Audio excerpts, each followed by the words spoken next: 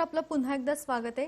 संयुक्त राष्ट्रात पंतप्रधान नरेंद्र मोदी आता थोड्याच वेळामध्ये संबोधित करणार आहेत। त्यांचं भाषण सुरू होणार आहे। संयुक्त राष्ट्राच्या सर्वसाधारण सभेमध्ये पंतप्रधान नरेंद्र मोदी बोलणार आहेत। थोड्याच वेळामध्ये पंतप्रधान नरेंद्र मोदी यांचं भाषण सुरू होणार आहे। संयुक्त राष्ट्रामध्ये पंतप्रधान नरेंद्र मोदी हे नेमकं काय बोलणार आहे हे पाहणं महत्त्वाचं ठरणार आहे। विविध मुद्द्यांवरती ते भाष्य करण्याची शक्यता आहे। पंतप्रधान नरेंद्र मोदी हे थोड्याच वेळामध्ये भाषण करणार आहेत, संबोधित करणार आहेत। पंतप्रधान नरेंद्र मोदी हे थोड्याच वेळात बोलतील, थोड्याच वेळात ते भाषण करणार आहेत। विविध मुद्द्यांवरती ते भाष्य करणार आहेत। संयुक्त राष्ट्रामध्ये पंतप्रधान नरेंद्र मोदी आहेत। त्यासाठी पंतप्रधान नरेंद्र मोदी हे थोड्याच वेळात बोलतील। ते नेमकं काय बोलणार आहेत याकडे सगळ्यांचं लक्ष लागलंय। संयुक्त राष्ट्र महासभेला पंतप्रधान नरेंद्र मोदी हे संबोधित करणार आहेत। राष्ट्र महासभेच्या अर्थात UNGA 76 या सत्राच्या उच्चस्तरीय विभागाच्या सामान्य चर्चेला मोदी संबोधित करणार आहेत। भारताचे पंतप्रधान नरेंद्र मोदी हे संयुक्त राष्ट्र संघाच्या आम सभेला संबोधित करतील। पंतप्रधान नरेंद्र मोदी संयुक्त राष्ट्र संघाच्या महासभेमध्ये सहभागी होण्यासाठी न्यूयॉर्कमध्ये दाखल झालेत।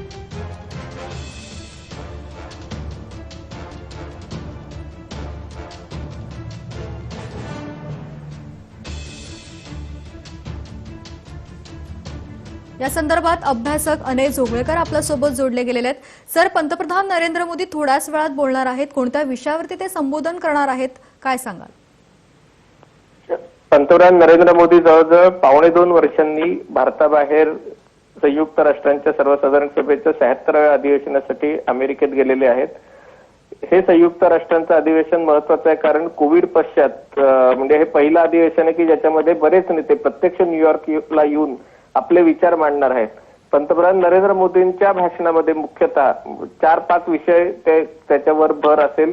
त्याच्यात पहिली गोष्ट म्हणजे दहशतवादाचा मुद्दा ते नक्कीच मांडतील, कारण अफगाणिस्तानमध्ये तालिबानची सत्ता आल्यानंतर ज्या प्रकारे तिथे घटना घडतायत आणि लोक अफगाणिस्तान सोडून बाहेर पडतायत ते पाहता अफगाणिस्तानमध्ये स्थैर्य आणि शांतता राहणं आणि पुन्हा एकदा दहशतवादासाठी त्या भूमीचा वापर न होऊन देणं हा भारताच्या दृष्टीने अतिशय महत्वाचा मुद्दा आहे। ते तो नक्कीच मांडतील। दुसरं, चीनचं थेट नाव न घेता एकूणच हिंद आणि प्रशांत महासागरीय क्षेत्र आहे त्याच्यामध्ये जो चीनचा विस्तारवाद चालू आहे आणि वेगवेगळ्या ठिकाणी स्वतःची बंदरं उभी करणं, लष्करी ऍसेट्स तयार करणं, तर याच्याबद्दल ते इंडो पॅसिफिक रिजन आहे ती व्यापारासाठी आणि प्रवासासाठी अमय सर, विविध मुद्द्यांवरती पंतप्रधान नरेंद्र मोदी हे बोलणार आहेत, भाषण करणार आहेत। मात्र कोरोना महासाथ, दहशतवाद आणि हवामान बदल यावरती देखील बोलण्याची चर्चा करण्याची शक्यता आहे। हॅलो जी अमय सर, आवाज येतोय? हो, येतोय जी। या चर्चेदरम्यान महत्त्वाचे विषय मांडले जाणार आहेत, ते म्हणजे कोरोना संदर्भातही चर्चा होण्याची शक्यता आहे। दहशतवाद, हवामान बदल आणि पाकिस्तानला प्रत्युत्तरही देणार आहेत पंतप्रधान नरेंद्र मोदी। निश्चितच पाकिस्तान असेल, टर्की असेल, ह्या काही देशांकडनं संयुक्त राष्ट्रांच्या प्लॅटफॉर्मवर काश्मीरचा किंवा भारतातील अंतर्गत विषय काढण्याचा प्रयत्न केला जातो। मला वाटत नाही पंतप्रधान थेट पाकिस्तानला उत्तर देतील, पण सूचकपणे म्हणजे पाकिस्तानला अप्रत्यक्षपणे इशारा दिला जाईल आणि खरं तर भारताच्या अंतर्गत प्रश्नामध्ये ढवळाढवळ करण्याचा पाकिस्तानचा अधिकार नाहीये, पण पाकिस्तानकडनं जो दहशतवादाला पाठिंबा दिला जातो त्याबद्दल पंतप्रधान नरेंद्र मोदी नक्कीच बोलतील। जी सर, संयुक्त राष्ट्र महासभेचं कामकाज सुरू झालेलं आहे। सुरुवातीला कशा प्रकारे म्हणजे पंतप्रधान नरेंद्र मोदी हे बोलतील असं म्हणावं लागेल? हे जे संयुक्त राष्ट्राची सर्वसाधारण सभा असते तिथे प्रत्येक देशाचे अध्यक्ष, पंतप्रधान किंवा परराष्ट्र मंत्री येऊन जगाला संबोधित करू शकतात। तसा हा औपचारिक कार्यक्रम असतो, पण या निमित्ताने कुठल्याही देशाच्या नेत्याला जगासमोर त्या देशाच्या दृष्टीने असलेले महत्वाचे विषय मांडता येतात आणि त्याबद्दल त्या देशाची भूमिका मांडता येते। भारताची भूमिका आज जगात अतिशय महत्वाची आहे, कारण कोविड विरुद्ध लसीकरण असो, कारण जगातल्या सगळ्यात मोठा लस निर्माता देश भारत आहे। दहशतवादाचा मुद्दा असो किंवा अफगाणिस्तानचा विषय, पंतप्रधान नरेंद्र मोदी पोहोचले, थेट पाहूया। The Republic of India, I invite him to address the General Assembly. नमस्कार साथियों। Good morning, friends. His Excellency Abdullah Shahid ji, His Excellency Mr. Abdullah आपको Shahid. अध्यक्ष पद संभालने की First of all, I would like to Hardik Badhaai. warmly congratulate you on आपका अध्यक्ष assuming बनना the office of President of the सभी विकासशील UNGA. देशों Your becoming President और is a विशेषकर matter of pride for all developing small countries island developing and states K in लिए particular for small island गौरव की developing बात है। states. अध्यक्ष महोदय, Mr. President, गत 1.5 वर्ष से for the last 1.5 years, पूरा विश्व the world 100 has साल में been आई grappling सबसे with बड़ी the worst महामारी pandemic का it has सामना seen कर in 100 years. ऐसी भयंकर महामारी में I pay tribute Jeevan to गंवाने all वाले those who have lost their lives सभी लोगों in को the deadly corona मैं pandemic, श्रद्धांजलि देता हूं और and परिवारों I के साथ express my condolences संवेदनाएं व्यक्त to करता their families. अध्यक्ष महोदय, Mr. President, मैं उस देश का I प्रतिनिधित्व कर रहा represent हूं a country जिसे that mother is of democracy proud का to be गौरव known हासिल है। as the mother of democracy.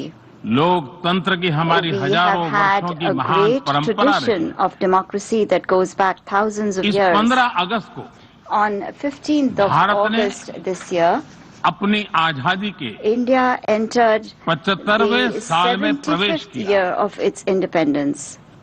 हमारी विविधता Our diversity हमारे सशक्त is लोकतंत्र की the पहचान है। identity of our strong एक ऐसा democracy. देश It is a country जिसमें that has दर्जनों भाषाएं dozens हैं, of languages, सैकड़ों बोलियां हैं, hundreds of dialects, अलग अलग रहन सहन different खान पान। lifestyles and cuisines. ये vibrant This is democracy the का best बेहतरीन example of a उदाहरण है। vibrant democracy. ये भारत के लोकतंत्र की ताकत है। The strength of our एक democracy छोटा बच्चा is demonstrated जो by the Kabhi fact that a little एक boy railway station who K at T one stall time per used to help अपने his पिता father की मदद at करता his था, tea stall at the railway आज station is today चौथी बार addressing the Bharat K United प्रधानमंत्री के तौर Nations per General Assembly for the fourth time UNGA को as संबोधित Prime कर रहा Minister है। of India.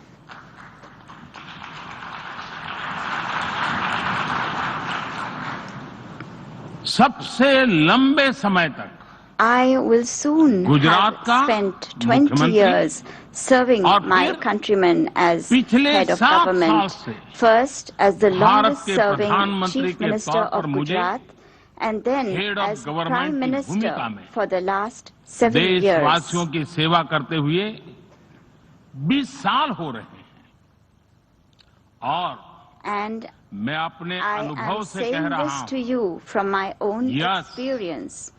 Yes, democracy can deliver. democracy can deliver. Yes, democracy has democracy deliver. has delivered.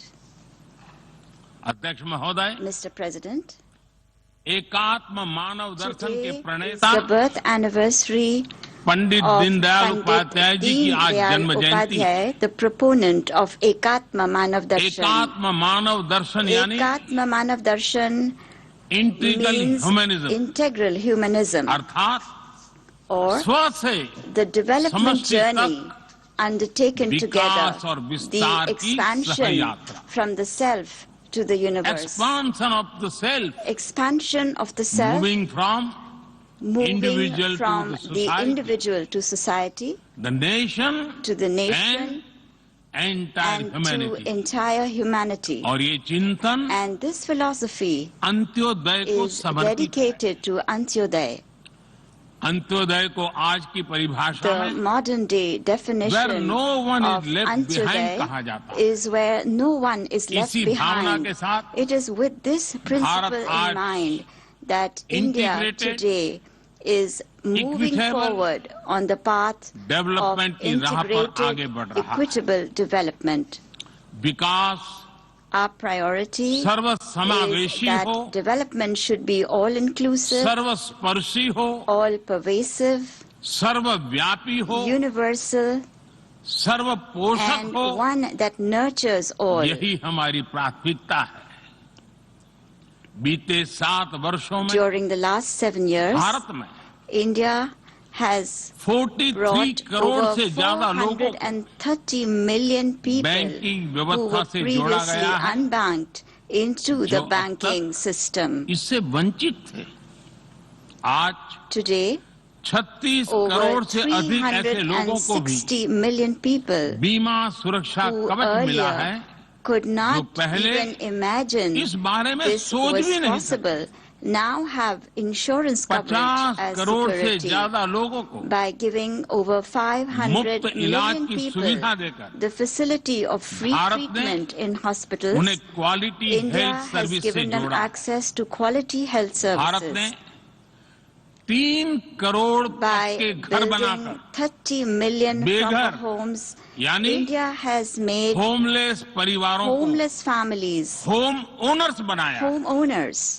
अध्यक्ष महोदय, Mr. President, प्रदूषित पानी polluted water भारत ही नहीं, is a very big पूरे problem, विश्व not just for और India, खासकर but for the entire गरीब और world, and in विकासशील देशों particular की for poor and बहुत developing बड़ी countries. समस्या है। भारत में इस चुनौती से निपटने के लिए In order to address this Hum challenge 17 in crore say India, अधिक घरों we तक are carrying out a very big pipe say campaign to ensure साफ that पानी piped पहुंचाने clean का बहुत water बड़ा अभियान reaches चला रहे हैं। over 170 million विश्व homes. की बड़ी-बड़ी संस्थाओं ने Reputed institutions of the ये world माना है have कि said किसी भी देश के विकास के लिए वहां के नागरिकों के पास जमीन और घर के प्रॉपर्टी राइट्स यानी ओनरशिप का रिकॉर्ड होना बहुत जरूरी है। दुनिया के बड़े बड़े देशों में बड़ी संख्या में ऐसे लोग हैं जिनके पास जमीनों और घरों के प्रॉपर्टी राइट्स नहीं है। आज हम भारत के 6 लाख से अधिक गांवों में ड्रोन से मैपिंग कराकर करोड़ों लोगों को उनके घर और जमीन का डिजिटल रिकॉर्ड देने में जुटे हैं। ये डिजिटल रिकॉर्ड प्रॉपर्टी पर विवाद कम करने के साथ ही access to credit, bank loan तक लोगों की पहुंच बढ़ा रहा है। अध्यक्ष महोदय, आज विश्व का हर 6ठा व्यक्ति भारतीय है। जब भारतीयों की प्रगति होती है तो विश्व के विकास को भी गति मिलती है।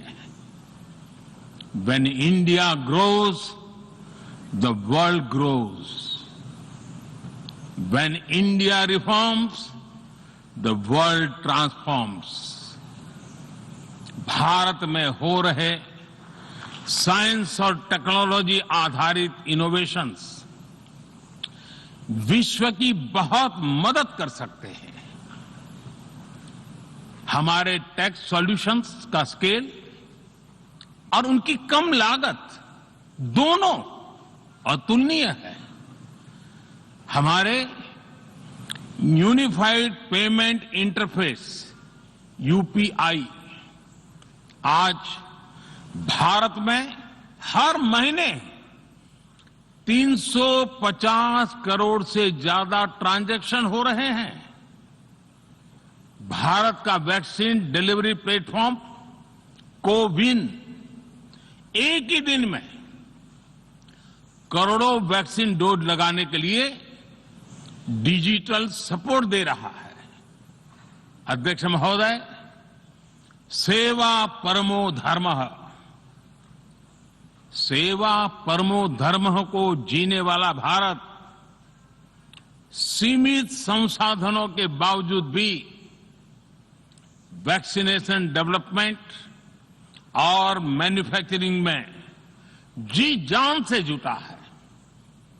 मैं यूएनजीए को ये जानकारी देना चाहता हूं कि भारत ने दुनिया की पहली डीएनए वैक्सीन विकसित कर ली है, जिसे 12 साल की आयु से ज्यादा के सभी लोगों को लगाया जा सकता है। एक और mRNA वैक्सीन अपने डेवलपमेंट के आखिरी चरण में है। भारत के वैज्ञानिक कोरोना की एक नेजल वैक्सीन के निर्माण में भी जुटे हैं। मानवता के प्रति अपने दायित्व को समझते हुए भारत ने एक बार फिर दुनिया के जरूरतमंदों को वैक्सीन देनी शुरू कर दी है।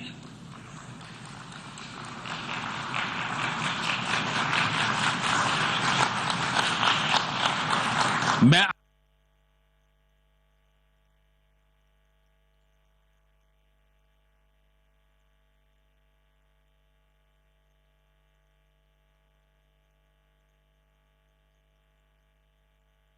अध्यक्ष महोदय, आज हम सब जानते हैं कि मानव जीवन में टेक्नोलॉजी का कितना महत्व है, लेकिन बदलते हुए विश्व में टेक्नोलॉजी विथ डेमोक्रेटिक वैल्यूज, ये सुनिश्चित करना भी आवश्यक है। भारतीय मूल के डॉक्टर्स, इनोवेटर्स, इंजीनियर्स, मैनेजर्स किसी भी देश में रहें, हमारे लोकतांत्रिक मूल्य उन्हें मानवता की सेवा में जुटे रहने की प्रेरणा देते रहते हैं। और ये हमने इस कोरोना काल में भी देखा है। अध्यक्ष महोदय, कोरोना महामारी ने विश्व को यह भी सबक दिया है कि वैश्विक अर्थव्यवस्था को अब और अधिक डाइवर्सिफाई किया जाए। इसके लिए ग्लोबल वैल्यू चेन्स का विस्तार आवश्यक है। हमारा आत्मनिर्भर भारत अभियान इसी भावना से प्रेरित है। ग्लोबल इंडस्ट्रियल डाइवर्सिफिकेशन के लिए भारत विश्व का एक लोकतांत्रिक और भरोसेमंद पार्टनर बन रहा है। और इस अभियान में भारत ने इकोनॉमी और इकोलॉजी दोनों में बेहतर संतुलन स्थापित किया है।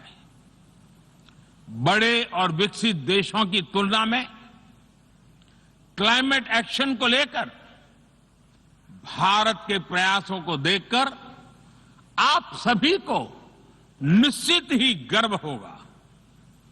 आज भारत बहुत तेजी के साथ 450 गीगावाट रिन्यूएबल एनर्जी के लक्ष्य की तरफ बढ़ रहा है।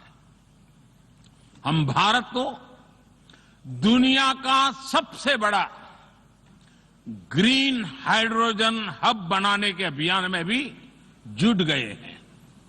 अध्यक्ष महोदय, हमें अपनी आने वाली पीढ़ियों को जवाब देना है कि जब फैसले लेने का समय था, तब जिन पर विश्व को दिशा देने का दायित्व था, वो क्या कर रहे थे।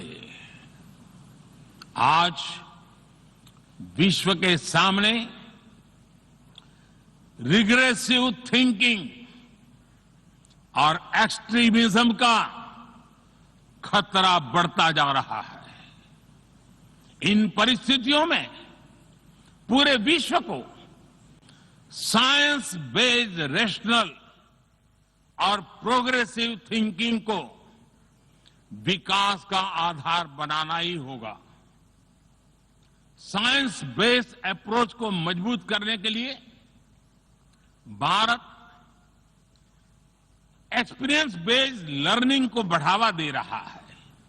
हमारे यहां स्कूलों में हजारों अटल टिंकरिंग लैब खोली गई हैं, इंक्यूबेटर्स बने हैं और एक मजबूत स्टार्टअप इकोसिस्टम विकसित हुआ है।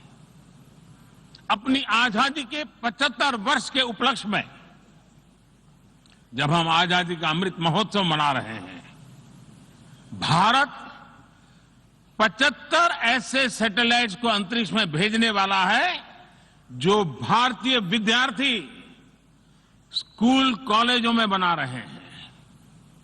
अध्यक्ष जी, दूसरी ओर रिग्रेसिव थिंकिंग के साथ जो देश आतंकवाद का पॉलिटिकल टूल के रूप में इस्तेमाल कर रहे हैं, उन्हें ये समझना होगा कि आतंकवाद उनके लिए भी उतना ही बड़ा खतरा है। ये सुनिश्चित किया जाना बहुत जरूरी है कि अफगानिस्तान की धरती का इस्तेमाल आतंकवाद फैलाने और आतंकी हमलों के लिए न हो। हमें इस बात के लिए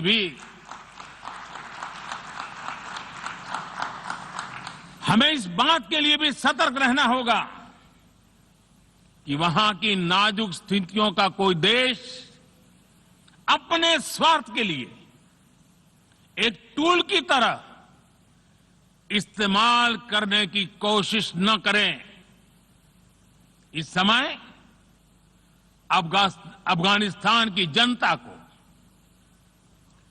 वहां की महिलाओं और बच्चों को, वहां की माइनॉरिटीज को मदद की जरूरत है और इसमें हमें अपना दायित्व निभाना ही होगा। अध्यक्ष महोदय, हमारे समंदर भी हमारी साझी विरासत है, इसलिए हमें ये ध्यान रखना होगा कि ओशन रिसोर्सेज को हम यूज करें, एब्यूज नहीं। हमारे समंदर अंतर्राष्ट्रीय व्यापार की लाइफलाइन भी है।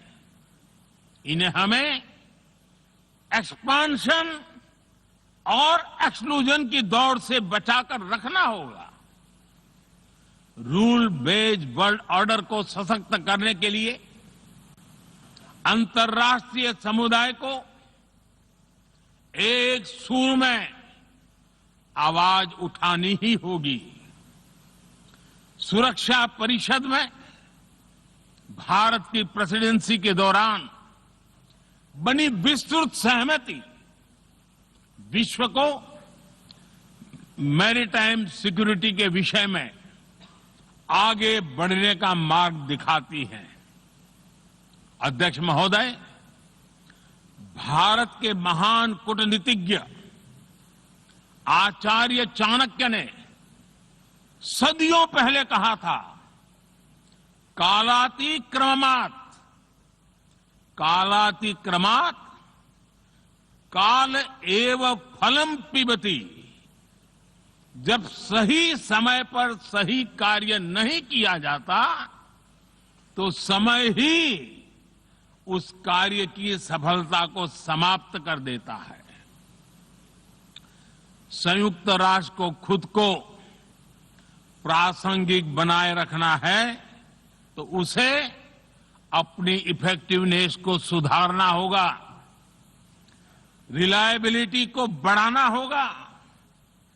यूएन पर आज कई तरह के सवाल खड़े हो रहे हैं। इन सवाल को हमने क्लाइमेट क्राइसिस में देखा है, कोविड के दौरान देखा है, दुनिया के कई हिस्सों में चल रही प्रॉक्सी वॉर, आतंकवाद और अभी अफगानिस्तान के संकट ने इन सवालों को और गहरा कर दिया है। कोविड के ओरिजिन के संदर्भ में और ईज ऑफ डूइंग बिजनेस रैंकिंग को लेकर वैश्विक गवर्नेंस से जुड़ी संस्थाओं ने दशकों के परिश्रम से बनी अपनी विश्वसनीयता को नुकसान पहुंचाया है। ये आवश्यक है कि हम यूएन को ग्लोबल ऑर्डर, ग्लोबल लॉज और ग्लोबल वैल्यूज के संरक्षण के लिए निरंतर सुदृढ़ करें। मैं नोबेल पुरस्कार विजेता गुरुदेव रविंद्रनाथ टैगोर जी के शब्दों के साथ अपनी बात समाप्त कर रहा हूं। शुभो कर्मपोथे, शुभो कर्मपोथे, धोरो निर्भयोगान, सौब दुर्बल सौन्योष होक अवसान।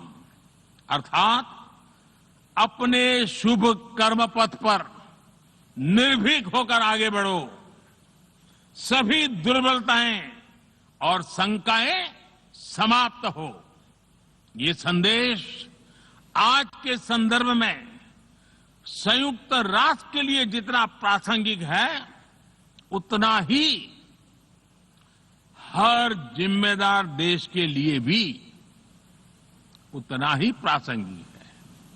मुझे विश्वास है हम सबका प्रयास विश्व में शांति और सौहार्द बढ़ाएगा, विश्व को स्वस्थ, सुरक्षित और समृद्ध बनाएगा। इन्हीं शुभकामनाओं के साथ बहुत बहुत धन्यवाद। नमस्कार।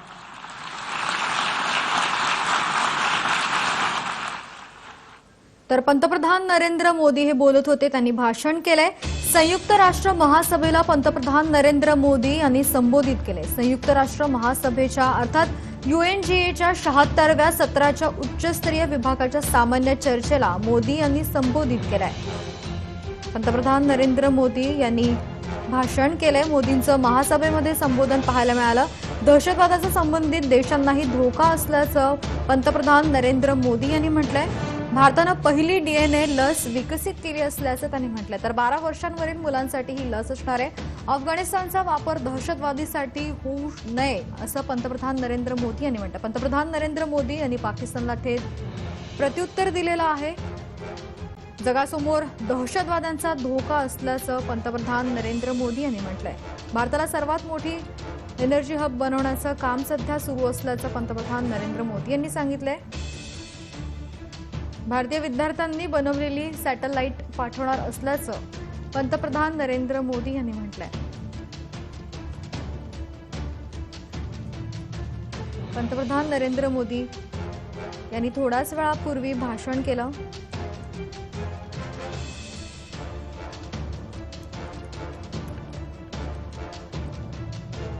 राजकारणासाठी अशा प्रकारे अफगाणिस्ताननं वापर करू नये असं पंतप्रधान नरेंद्र मोदी यांनी म्हटलंय। पंतप्रधान नरेंद्र मोदी यांनी अनेक विषयांवरती चर्चा केली आणि अनेक विषयांवरती त्यांनी भाष्यही केले। पंतप्रधान नरेंद्र मोदी यांनी थेट पाकिस्तानला इशारा दिलाय।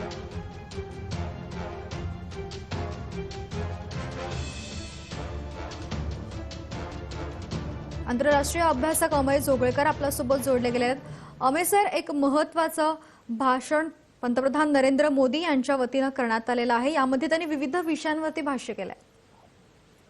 हो, निश्चितच। म्हणजे पंतप्रधानांच्या आजच्या भाषणात सगळ्यात महत्वाचा मुद्दा दहशतवाद विरोधी लढ्याचा होता आणि अफगाणिस्तानमध्ये तालिबानची सत्ता आल्यानंतर तिथे ज्या प्रकारचे प्रयत्न पाकिस्तानकडनं केले जात आहेत, तिथे दहशतवादाला खतपाणी घालण्याचं हे काम आहे आणि त्याच्यामुळे जगाला सूचित करणं आणि अप्रत्यक्षपणे पाकिस्तानला इशारा देणं हे काम नरेंद्र मोदींनी आजच्या भाषणात केलं। दुसरी सगळ्यात महत्वाची गोष्ट म्हणजे कोविड विरुद्धचा लढा अजून संपलेला नाहीये। जगात अनेक ठिकाणी अजूनही कोविड धुमाकूळ घालतोय आणि भारत आता कुठे या दुसऱ्या लाटातनं सावरलेला आहे आणि पुढच्या 1-2 महिन्यात भारत जगभरात लसींची निर्यात करायला लागेल आणि त्याच्यामुळे भारत याबाबत काय भूमिका घेतो ते जगाच्या नेत्यांना ऐकण्यात रस होता। त्याबाबत पंतप्रधान बोलले। हवामानातील बदल आणि तापमान वाढ हे सगळे जगाच्या चिंतेचे विषय आहे।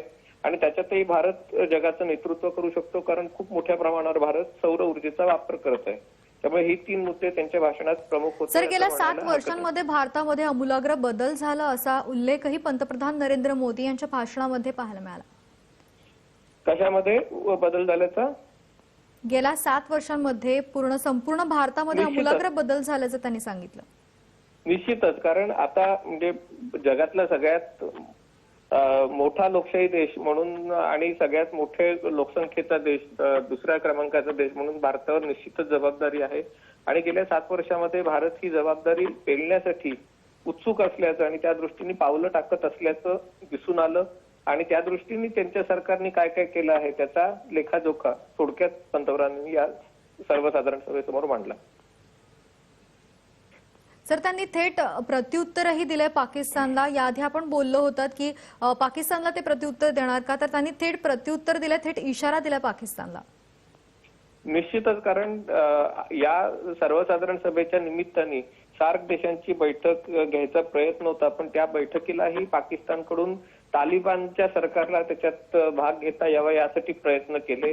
आजही अफगाणिस्तानमध्ये तालिबानचं जे सरकार बनलेलं आहे ते सर्वसमावेशक असेल असं आश्वासन देण्यात आलं होतं, पण प्रत्यक्षात ते पाकिस्तानच्या आशीर्वादाने ते सरकार बनलेलं आहे आणि सामान्य अफगाण लोक देश सोडून चाललेले आहेत. आणि या सगळ्यात पाकिस्तान पुरस्कृत दहशतवाद पुन्हा एकदा भारतात थैमान घालण्याचा प्रयत्न पाकिस्तानकडून होत आहे आणि त्याच्यामुळे पाकिस्तानला इशारा देणं हे आवश्यक होतं आणि ते काम त्यांनी आज संयुक्त राष्ट्रांच्या सर्वसाधारण सभेसमोर केलं. सर, इशारा देणं फार गरजेचं होतं, मात्र अफगाणिस्तानच्या भूमीचा कुणी राजकारणासाठी वापर करू नये असाही त्यांनी उल्लेख केलाय. निश्चितच, कारण अफगाणिस्तानमध्ये स्थैर्य आणि शांतता राहणं महत्वाचं आहे. अफगाणिस्तानमध्ये सातत्याने आपण गेली 40-50 वर्ष बघतोय. सुरुवातीला सोव्हिएत रशिया असेल, नंतर 9/11च्या दहशतवादी हल्ल्यानंतर अमेरिकेने तिथे हे बदललं आणि आता कुठे अफगाणिस्तानला स्थैर्य प्राप्त होत होतं, पण तालिबानच्या विजयानंतर पुन्हा एकदा अस्थिरतेकडे अफगाणिस्तान झुकत आहे आणि पाकिस्तान त्याची एक स्ट्रॅटेजिक डेप्थ म्हणून अफगाणिस्तानकडे बघत आहे आणि भारत विरोधी कारवाया करण्यासाठी अफगाणिस्तानच्या भूमीचा वापर करण्याचा पाकिस्तानचा डाव आहे आणि त्यामुळे पाकिस्तानला हे इशारा देणं आवश्यक होतं. सर, अफगाणिस्तानचा वापर दहशतवादासाठी होऊ नये असंही पंतप्रधान नरेंद्र मोदी यांनी म्हटलंय. विविध विषयांवरती त्यांनी भाष्य केलंय, चर्चा केली, मात्र सगळ्यात लक्षवेधी ठरला तो म्हणजे अफगाणिस्तानचा मुद्दा, कारण की अफगाणिस्तानचा वापर दहशतवादासाठी होऊ नये असं त्यांनी म्हटलंय. निश्चितच, कारण तालिबान ही आजही आंतरराष्ट्रीय दहशतवादी संघटना आहे. आता फक्त त्यांनी जगासमोर कितीही सांगितलं असलं की आम्ही दहशतवादाचा मार्ग त्याच्यावर चालणार नाही, पण बोलणं आणि करणं याच्यामध्ये फरक आहे. आणि याच्या आधी आपण बघितलेलं आहे की अल कायदा असो किंवा अन्य हक्कानी नेटवर्क सारखी दहशतवादी संघटना असो, अफगाणिस्तानने त्याला थारा दिलेला आहे आणि त्याच्यामुळे अफगाणिस्तानच्या भूमीचा वापर दहशतवादासाठी होणार हे काळ्या दगडावरची रेघ आहे आणि त्याच्याबाबत जगाला सूचित करणं आणि त्याबाबत इशारा देणं हे आवश्यक होतं. सर, अनेक देशांमध्ये कट्टरतावादाचा धोका वाढतोय असं त्यांनी म्हटलंय. एकूणच पाकिस्तानवरती घणाघात म्हणावा लागेल हा. हो, कारण संपूर्ण जगाची ही जबाबदारी आहे की एक म्हणजे हा कुठल्याही मूलतत्ववादी विचारांना थारा न देता खास करून त्या देशातले वेगवेगळे धर्म आहेत, वेगवेगळे संस्कृती आहेत, अल्पसंख्याक आहेत, यांना मुख्य प्रवाहात आणणं आणि खास करून तालिबानच्या विजयानंतर जी त्याच्यामध्ये मूलतत्ववादी विचारसरणी आहे त्याला हे यश आल्यासारखं दिसत आहे. केवळ इस्लाम आणि बिगर इस्लामच नाही तर इस्लाममध्येही अफगाणिस्तानमध्ये जे सत्तांतर झालेलं आहे त्याच्यात फक्त पश्तून वंशीयांची सत्ता त्याच्यात आलेली आहे. बाकीचे जे वांशिक गट आहेत अफगाणिस्तानमधले त्याच्यात ताजिक असतील, उझबेक असतील, हाजरा असतील, या सगळ्यांना दूर ठेवण्यात आलेलं आहे. महिलांना त्याच्यामध्ये सत्तेपासून दूर ठेवण्यात आलेलं आहे आणि त्याच्यामुळे एक जगात जे मूलतत्ववादी विचारांचे लोक होते त्यांचा हा विजय असल्यासारखं चित्र निर्माण करण्याचा प्रयत्न केला जात आहे आणि ती काळजी वाढवणारी ही गोष्ट आहे. आणि सर, पाकिस्तानला थेट इशारा तर देण्यात आलेला आहे, त्यासोबतच आणखीन एक महत्वाचा मुद्दा तो म्हणजे कोरोना संदर्भातही पंतप्रधान नरेंद्र मोदी यांनी म्हटलंय कोरोनावरील जी लस आहे ती सर्वप्रथम गुणसूत्र आधारित लस शोधली असं म्हणत पंतप्रधान नरेंद्र मोदी यांनी भारतीय वैज्ञानिकांचा एक गौरव केलाय, कौतुक केलंय. हो, निश्चितच, कारण आता भारतामध्ये झायडस कॅडिला या कंपनीची जी लस आहे ती डीएनए बेस्ड ती लस आहे आणि अनेक ठिकाणी यापूर्वीच्या ज्या सगळ्या लसी होत्या त्या एक इंजेक्शन स्वरूपात घ्यायच्या होत्या, पण ही जी लस आहे ती नुसती इंजेक्शनच्या शिवाय ही लस घेता येणं शक्य असल्यामुळे आणि ते कमी म्हणजे त्याच्यासाठी अतिशय थंड तापमानाची गरज नसल्यामुळे ते लस अतिशय मोठ्या प्रमाणावर आणि विकसनशील देशामध्ये जिथे एवढ्या चांगल्या पायाभूत सुविधा नसतात तिथे तिचा वापर करता येऊ शकेल. आणि भारतासारख्या देशासाठी म्हणजे आतापर्यंत जर लसीकरणाचा इतिहास बघितला तर वेगवेगळ्या आजारावरच्या लसी प्राप्त होण्यासाठी भारताला अनेक दशकं वाट पाहावी लागायची. कोविडच्या बाबतीत मात्र भारतीय कंपन्यांनी 2 लसी त्यांचं संशोधन भारतात झालेलं आहे आणि निर्मिती भारतात होत आहे आणि कोविशिल्डचं सगळ्यात मोठं उत्पादन भारतात होत आहे आणि हे भारतासारख्या विकसनशील देशासाठी निश्चितच अभिमानाची गोष्ट आहे. आणि आता भारत कोविडच्या लढ्यामध्ये या संकटावर आपल्याकडे मात करून 80 कोटी लोकांचा किमान लसीचा 1 डोस दिल्यानंतर आता जगभरात लसीकरणाचा प्रसार करण्यासाठी भारत आपली जबाबदारी पार पाडण्यास तयार झालेला आहे. सर, याआधी जर आपण पाहिलं तर पंतप्रधान नरेंद्र मोदी यांच्या वाढदिवशी लसीकरणाची मोहीम राबवण्यात आली होती. कोविनच्या माध्यमातून भारतामध्ये लक्षणीय काम करण्यात आल्याचं मोदींनी सांगितलंय. निश्चितच, कारण पंतप्रधान नरेंद्र मोदींच्या वाढदिवसाला एकाच दिवशी 2.5 कोटीहून जास्त लसी देण्यात आल्या होत्या. आपण माहिती असेल की कोविड विरुद्ध लसी निघाल्यानंतर अमेरिका असेल, इंग्लंड असेल, UAE, इस्रायल सारख्या देशांनी लसीकरणामध्ये आघाडी घेतली होती. पण अमेरिकेचं जर आपण आज उदाहरण बघितलं तर अमेरिकेत जवळजवळ अर्धी लोकसंख्या आहे किंवा 1/3 लोकसंख्या आहे की जे अजून लसीकरण करायला इच्छुक नाही आणि त्याच्यामुळे अमेरिकेत पुन्हा एकदा कोविडचा प्रसार मोठ्या प्रमाणावर होतोय. तुलनेने भारताबाबत भारतात लसीकरण किती वेगाने होऊ शकेल, लोक ते घेतील का नाही याच्याबद्दल अनेक शंका उपस्थित करण्यात आल्या होत्या. पण ज्या वेगाने आज भारत लसीकरण करतोय 2.5 कोटी एका दिवसाला म्हणजे जवळजवळ एक अख्ख्या ऑस्ट्रेलियाला एका दिवसात लसीकरण करणं जे अजून ऑस्ट्रेलियाला आपल्या संपूर्ण लोकसंख्येला लसीकरण करणं शक्य झालेलं नाहीये, ही कामगिरी भारताने एका दिवसात केलेली आहे आणि त्यामुळे त्याचा उल्लेख करणं निश्चितच आवश्यक होतं. सर, सॅटेलाइट संदर्भातही पंतप्रधान नरेंद्र मोदी यांनी आपल्या भाषणामध्ये उल्लेख केला. भारतीय विद्यार्थ्यांनी बनवलेली सॅटेलाइट पाठवणार असल्याचं पंतप्रधान नरेंद्र मोदी यांनी म्हटलं. या संदर्भात काय सांगाल?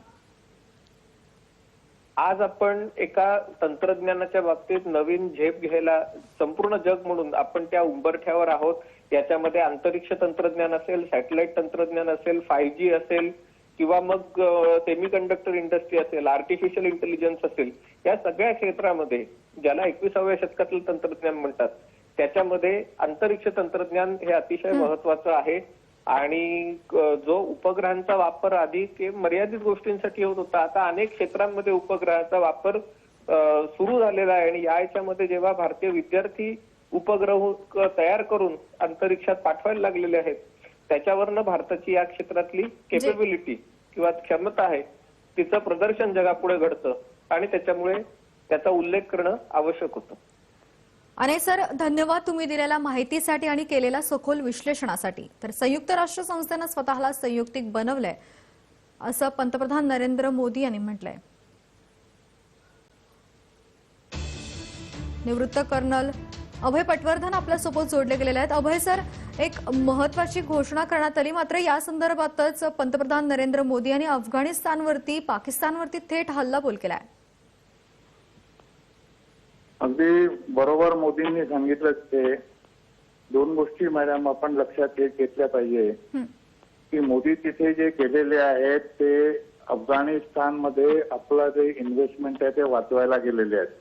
आपली तिथे जवळपास $3 बिलियन इन्व्हेस्टमेंट आहे आणि सध्या तिथे तालिबानची सत्ता असल्यामुळे पाकिस्तानच्या समर्थनाची ती सत्ता आहे आणि त्या समर्थक सत्तेनी आपला नुकसान करू नये, आर्थिक नुकसान, या उद्देशाने मोदी तिकडे आपली पावलं टाकतात आहेत.